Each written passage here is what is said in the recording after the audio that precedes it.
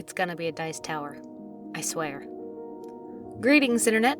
My name is Lara, and welcome to From Maker's Hands. In this series, I'm gonna make things. It could be anything, as I have many varied interests and a lot of crafting things. So today I'm making a dice tower for my roommate. We are big Dungeons & Dragons nerds, and I had made my own dice tower a little while back by modifying a design by Black Magic Craft. If you're interested in that, click the thingy in the upper right corner. Anyway, because my roomie is a druid, I decided to make him a tree dice tower. Unfortunately, I didn't begin recording until after I built the structure, so a verbal description is going to have to do. Promise I won't do that again. So first I took the shampoo bottle and set it on a piece of cardboard to figure out how large I wanted the base to be. Then I wrapped the bottle in wax paper to keep anything from sticking to it. I built the tree up from the base with aluminum foil, as it would be way too much clay to do all those pieces. Then I covered the tree with Crayola air dry clay and let it sit overnight. Yeah. Because the layers were thin, I woke up to a cracked mess. So I mended my tree with a mix of air dry clay and Mod Podge. It took 2 layers for the tree to be sturdy enough for me to remove the shampoo bottle and the wax paper and then cover the aluminum foil with the same clay glue mixture. Don't be like me and try to remove some of the aluminum foil. Just leave it, trim up what needs trimmed, and cover it. Right then, so here we are. Several layers of clay and glue later, and now onwards. Here I am mixing up paint and Mod Podge and a little water to paint the tree. Stay hydrated, folks.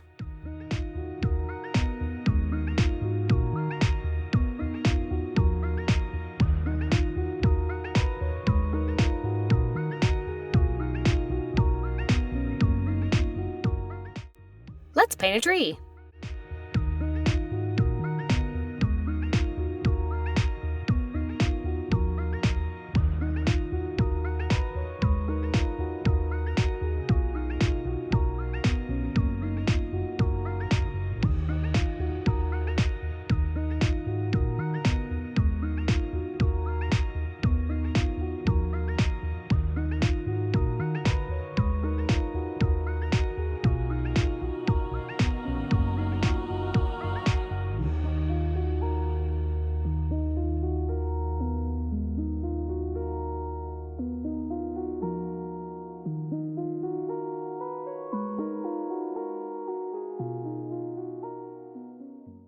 I made these out of more air-dry clay. They're going to be the ramps inside the tree.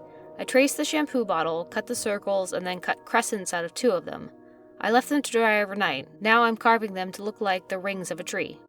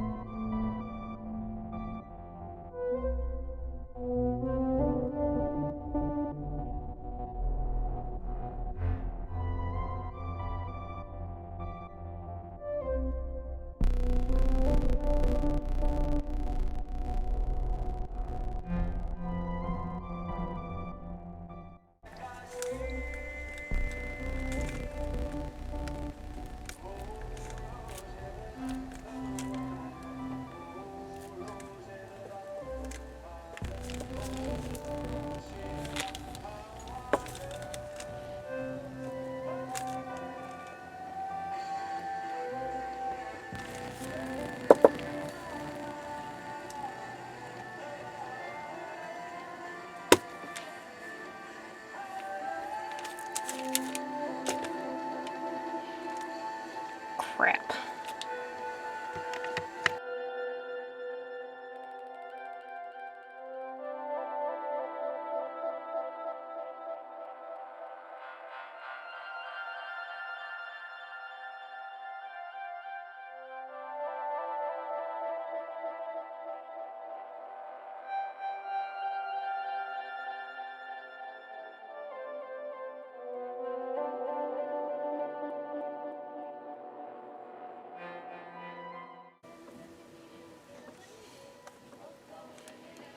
So I broke it.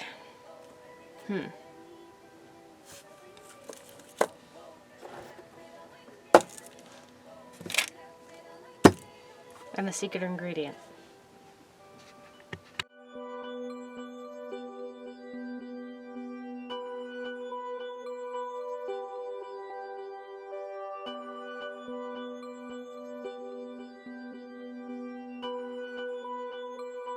And the secret ingredient is the same Mod Podge and clay mix that I used to build the tree. Yay! Now I'm mixing up some brown paint and Mod Podge to coat the ramps because once they're in the tree, I'm not going to be able to get at them.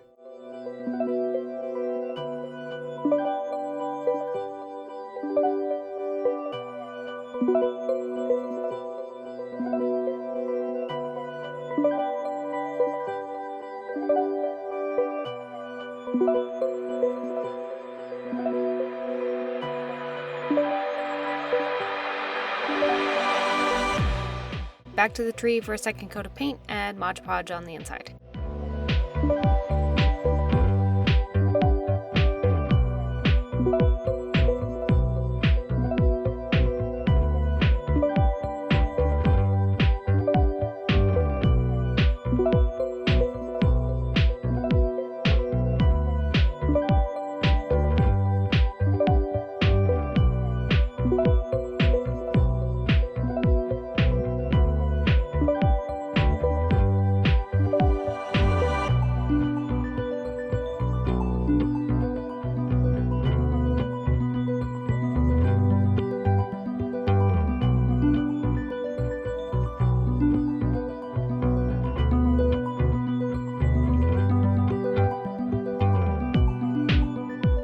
Now that the ramp has been repaired, it is time to carve it like the other two.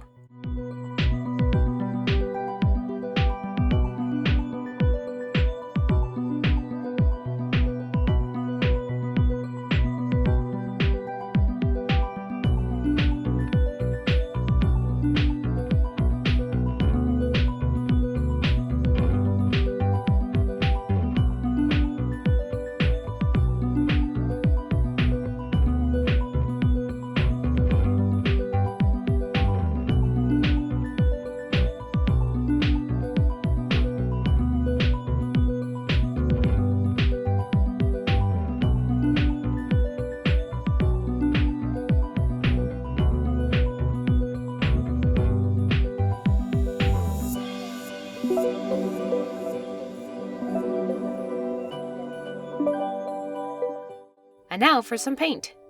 And I paint the backs of the other two while I'm at it.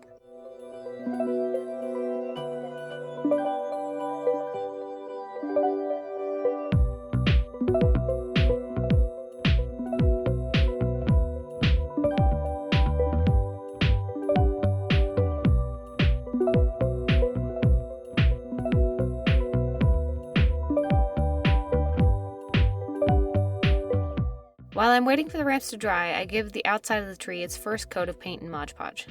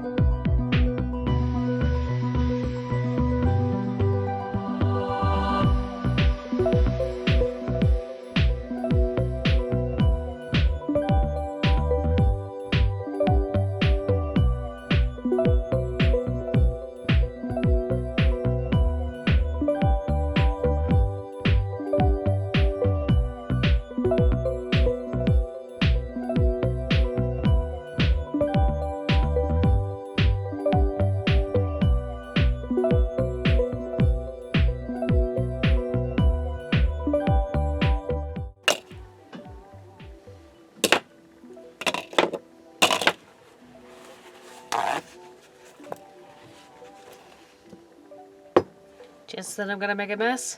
100%. Here I am mixing up a combination of burnt umber, Mars black, and emerald green, and water to create a wash to put on the tree. The paper towel is to dab off the wash when it's too dark. I started on the inside of the tree.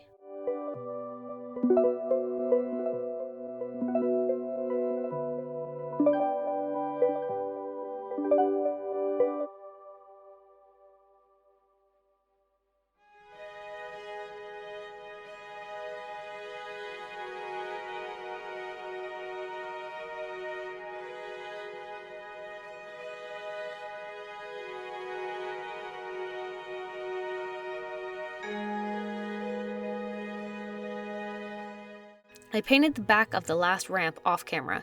Now it's time to add the brown wash to the ramps. This helps bring out the carving I did in them.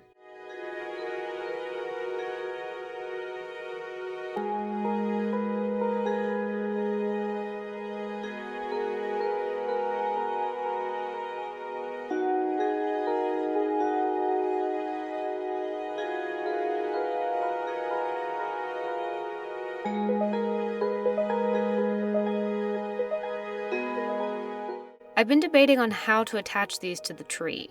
I think I've come up with an answer. Not pills, but straight pins.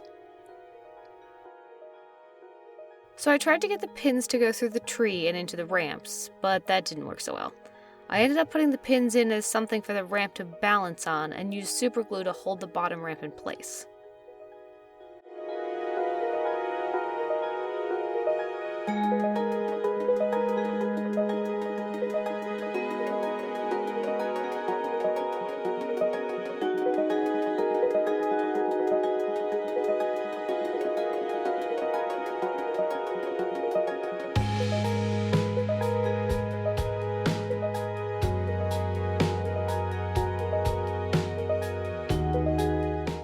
For the second ramp, I used the same idea, but there was less surface area for the ramp to attach to in the tree.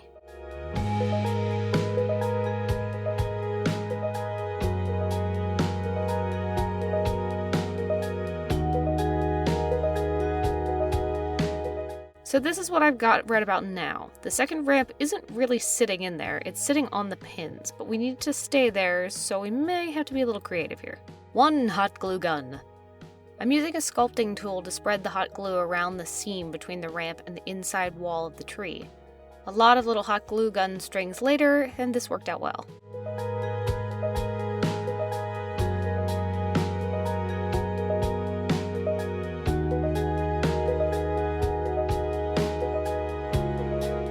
And now for ramp number 3.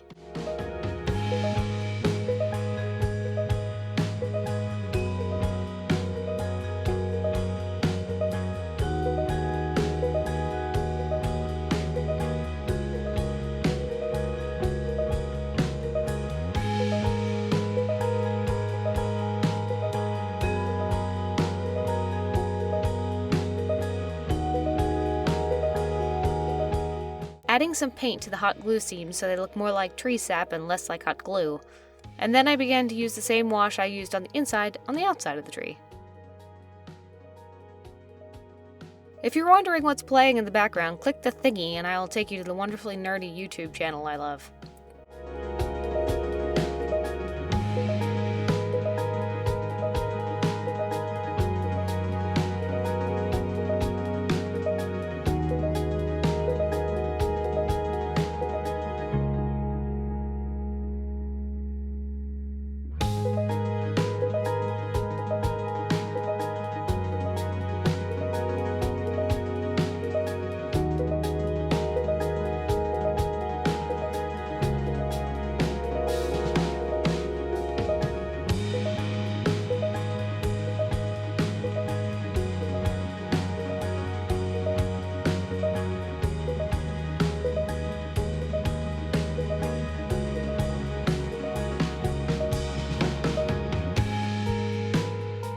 Okay, the tree is painted, and once it's dry, we can move on to the felt. But first, let's toss some dice down it. That works nicely. I used a sharp blade on some scrap board to cut the bottom into the oval I wanted.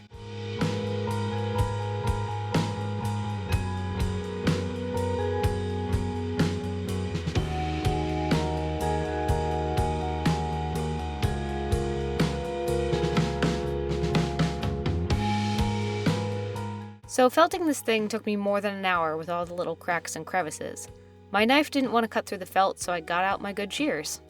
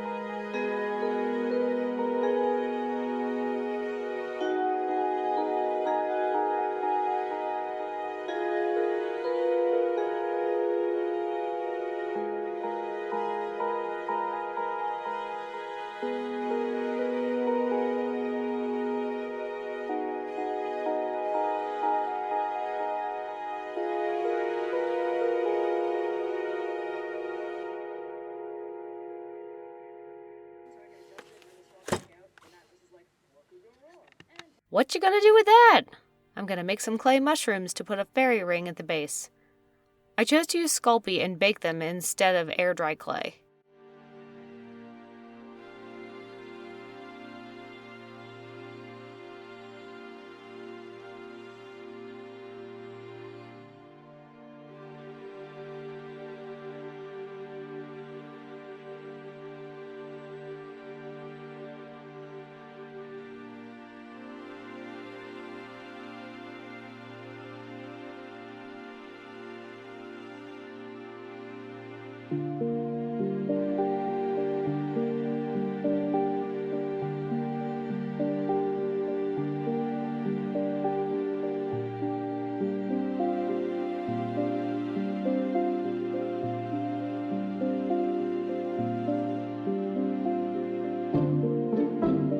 Be sure to bake your pretty little mushrooms. Bake at 275 and into the oven they go for 15 minutes.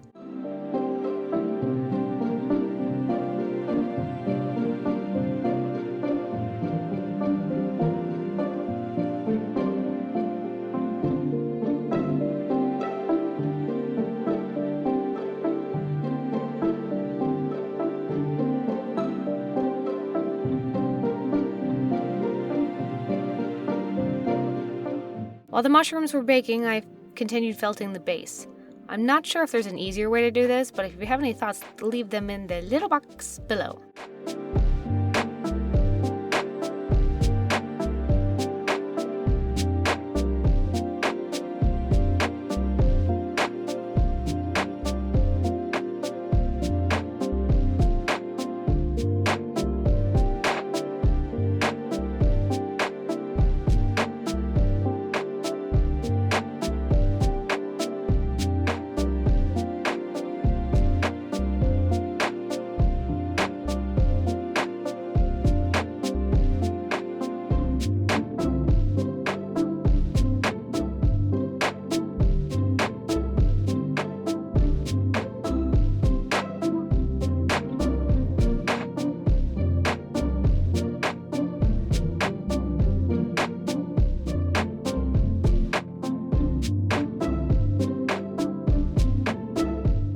I mixed up another brown paint and Mod Podge mixture to finish off the cardboard edges of the tower. Then I used the same mixture to add shadow and tone down the bright green felt so everything would feel in the same world.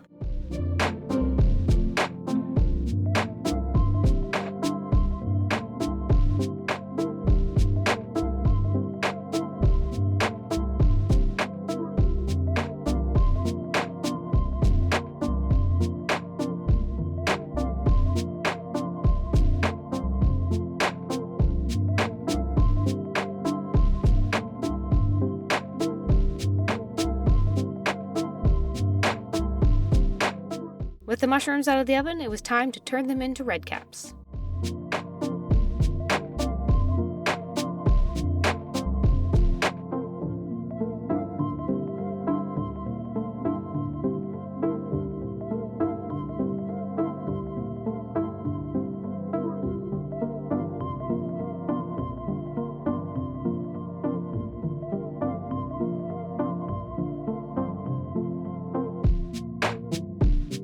Once they were dry, a little bit of titanium white and they got their spots.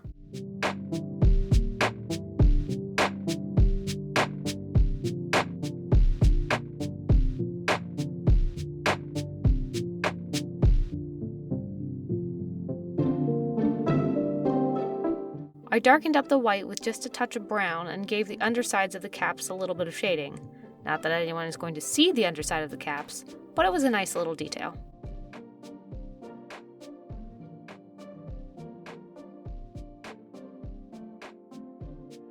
I hot glued the mushrooms down, and yes, for the record, hot glue is hot.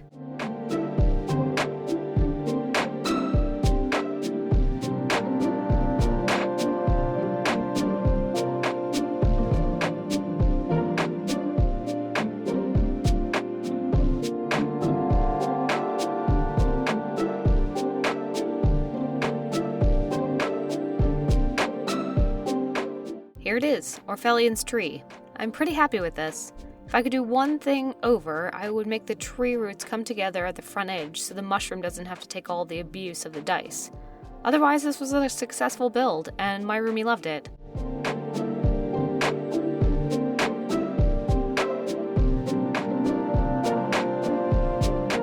Here's what it looks like when you throw some dice down it. I really hope you enjoyed watching, and we'll see you next time.